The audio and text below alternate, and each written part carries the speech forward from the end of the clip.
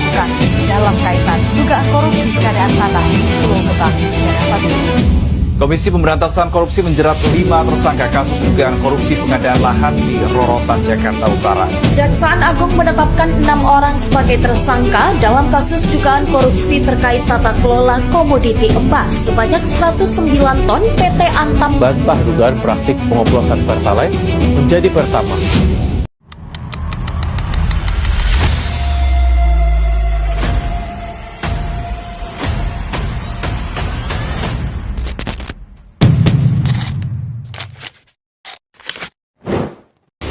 Korupsi bukan hanya sekedar kejahatan hukum, tetapi ia juga merusak masa depan.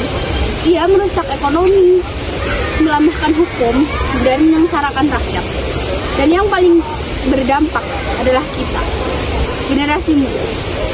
Hai, saya Irma Indrisa Putri dari Prodi S1 Hukum Universitas Harapan Bangsa.